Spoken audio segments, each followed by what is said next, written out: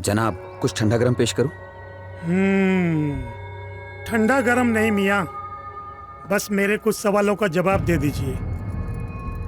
हाँ हाँ जरूर पूछिए जनाब। आपके बड़े भाईजान को कोई बीमारी थी? बीमारी? हाँ हाँ थी ना उनको, दिल की बीमारी। लेकिन नाके वाले डॉक्टर तो कह रहे थे रिजवान शेख भले चंगे थे, उन्हें कोई बीमारी नहीं थी।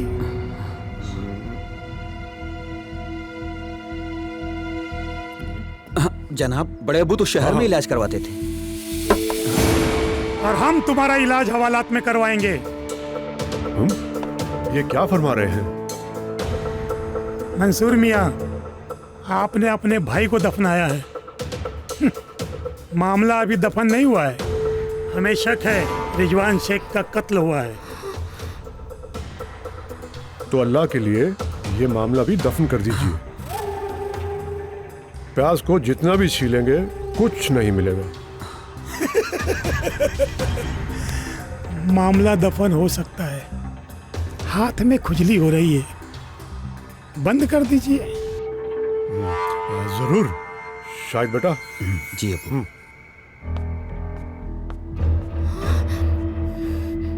लीजिए।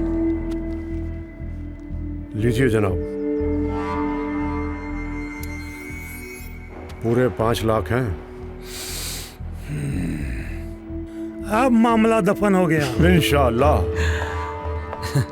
खुदा हाफिज जनाब। अल्लाह हाफिज जनाब। अल्लाह। परवीन, ओ चलो जान बची। चल।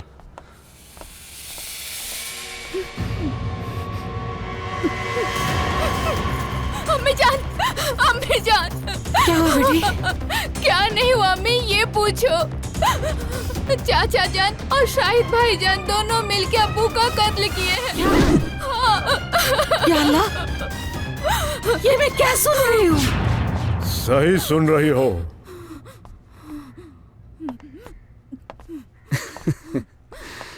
हमारे रास्ते में जो भी आएगा वो अल्लाह को प्यारा हो जाएगा, समझी? बड़े अब्बू की नेक नियत ही उनकी दुश्मन बन गई। हम मारना नहीं चाहते थे उनको, वो भी तो हमारे अपने ही थे, लेकिन उन्होंने कभी हमें अपना नहीं समझा। हम आज भी तुम दोनों को अपना समझते हैं।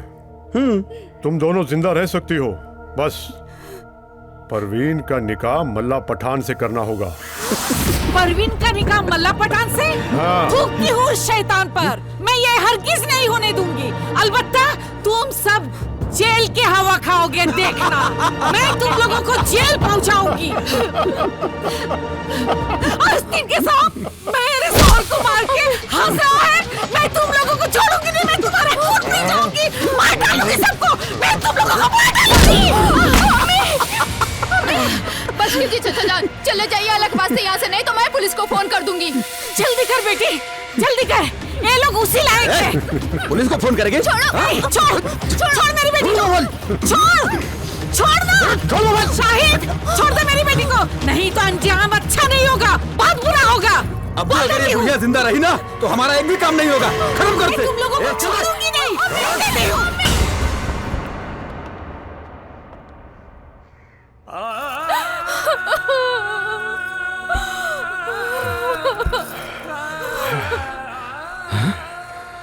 अब क्या होगा अब्बू?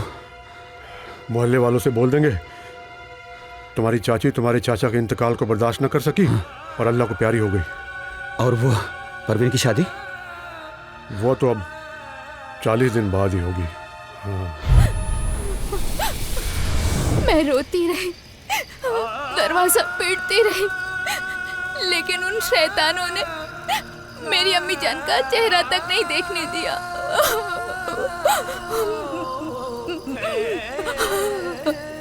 फिर क्या हुआ? प्लीज रोइए मत, बताइए ना। लोगों ने 40 दिन तक मेरे ही घर में मुझे कैद करके रखा। फिर अगले दिन मौलवी आए। शेख साहब। अरे आइए आइए मौलवी साहब।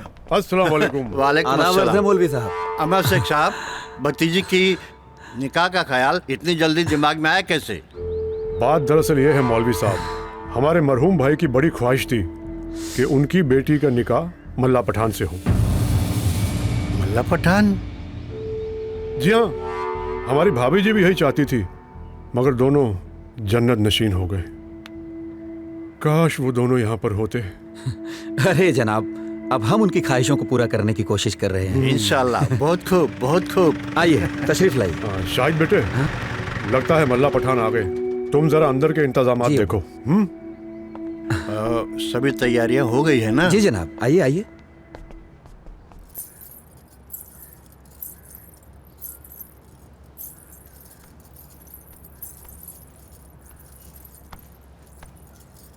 मौलवी जी, सारी रस्में पूरी हो चुकी हैं, आप निकाह पढ़वाइए। जी हाँ, जी हाँ। जनाब मल्ला पठान, आपको ये निकाह कबूल है? कबूल है। आपको ये निकाह कबूल है? कबूल है। निकाह कबूल है? कबूल है। परवीन बानो शेख, मल्ला पठान से तुम्हें निकाह कबूल है? बोलो बेटी, निकाह कबूल है? बोलो बेटी, निकाह कबूल है। बेटी बोलो बेटी, निकाह कबूल है। बेटी, या अल्लाह, अल्लाह खैर करे। दुल्हन को क्या हुआ? दुल्हन बेहोश हो गई मौलवी साहब। उठाओ, ले चलो बेडरूम में। मंसूर मियाँ, अब ये निकाह नहीं हो सकता। ओए मौलवी, तू चुप बैठ। गश खा के गिर गई होगी, मरी नहीं है अभी। शाहिद जी। तू जाके फौरन डॉक्टर को लेके आ, ज्यादा रात नहीं हुई है अभी। जा। जी जनाब।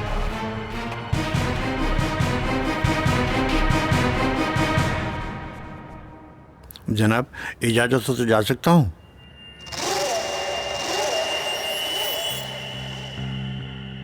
ठीक है, ठीक है, मैं नहीं जाऊंगा। बैठता हूँ। आइए आइए डॉक्टर साहब। सलाम भाईजान। हाँ, सलाम। तू फौरन अंदर जा, जाके मेरी होने वाली बेगम को होश मिला। जा। जी भाईजान।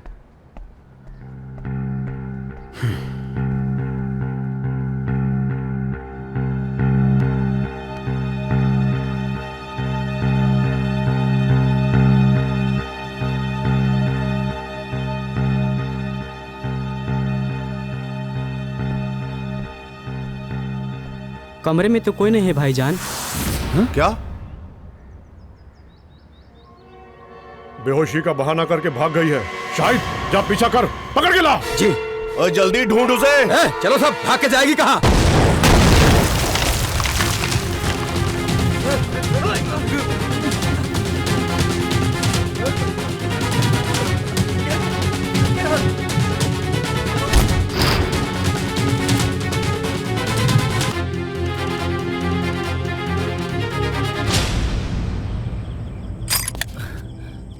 मन त करता कि तोरा वर्दी के कफन बना दी, लेकिन बेवजह केहू के मारल हमरा फितरत में नहीं के। बलवंत कहाँ बा? उनकर यहाँ से ट्रांसफर हो चुकल बा। कहाँ गइल बा? हमरा पता नहीं के।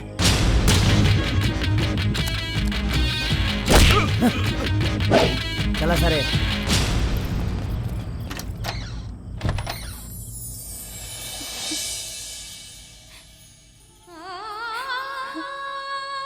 माई, देख लू ना, भाई बहन के रिश्ता इतना मजबूत होला कि रक्षाबंधन पे आखिर भैया आ ही गइलन। अरमान बेटा, तू हमनी के छोड़ के कहाँ चल गए रहला? भैया आ गइलन ना, अब इनसे कोनो शिकायत नहीं की।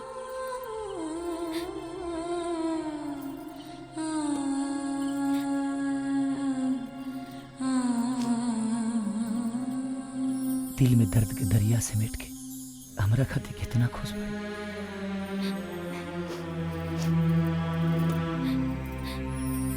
अरे ई का करे तारा? ओ देवी के आरती उतारता जौन हिंदू होके एगो मुसलमान भाई के जान बचावे खातिर अपन आबरू तक नीलाम कर देलस।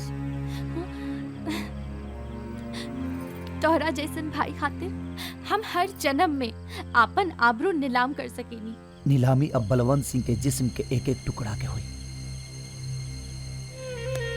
हम वादा करतनी गुंजन, ए राखी के तोहफा में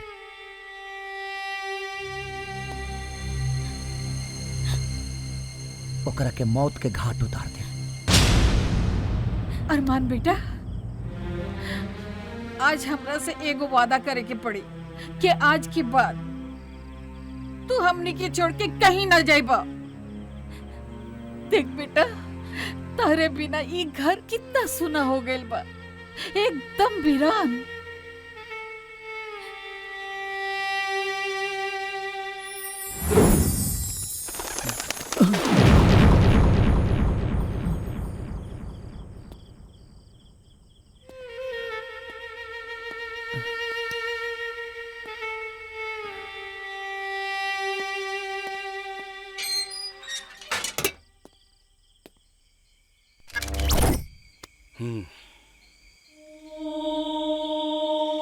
और आज जो मैं यहाँ हूं उन्हीं पांचों के बदौलत जिंदा हूं, लेकिन उसके बाद कभी मैं उन लोगों से मिला नहीं। पता नहीं कहां चले गए। वो अपने मिशन के तहत शहीद हो गए। अब तुझे यह मिशन पूरा करना होगा।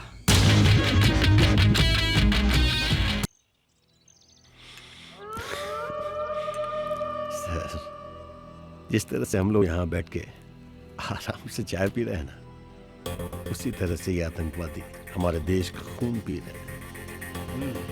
अभी पता चला है कि इस सीमा से सटे जंगलों में बुरहानी नाम का आतंकवादी संगठन आकर के छुपे हुए। सर, उसमें एक अरमान नाम का बहुत ही खतरनाक आतंकवादी भी है। वो है हिंदुस्तानी, और अगर मैं चाहता तो कब का उससे मार भी चुका होता। लेकिन क्या है ना कि हमें एक एक गोली का हिसाब जो देना पड़ता है। और वो आतंकवादी हम पे बारूद का पेशाब किए जाते हैं, पर हम मजबूरी के रुमाल से उसे पोंछते रहते हैं। सर, ये अरमान हमारे देश के लिए बहुत बड़ा खतरा बन चुका है। सर बलवंत, उस खतरे को खत्म करने के लिए तुम्हें जो चाहिए वो मिलेगा। अगर आर्मी की जरूरत पड़ी ना तो वो भी दिया जाएगा। Thank you sir.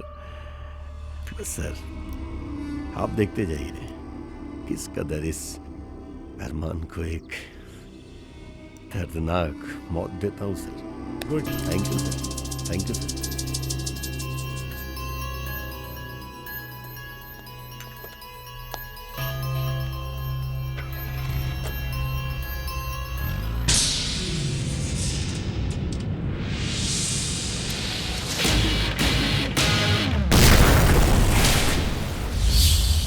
तुम यहाँ दिवाली मनाने नहीं आए हो, बम ऐसे फोड़ रहे हो जैसे दिवाली के पटाखे। जिनके रगों में खून की तरह बारूद बहता हो और मिसाइल भी पटाखे की तरह फोड़ा करते हैं। बकवास मत करो। यहाँ के हर पटाखे पर आका का हक है। जब चाहे जहाँ चाहे वही फूटेगा। यहाँ तेरी मर्जी नहीं चलेगी।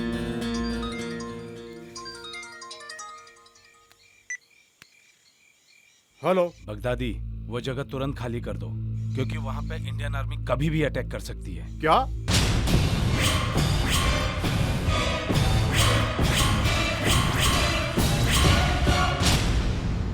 आखिर तेरी बेवकूफियों ने हमें मुसीबत में डाल ही दिया। क्या हुआ भाईजान?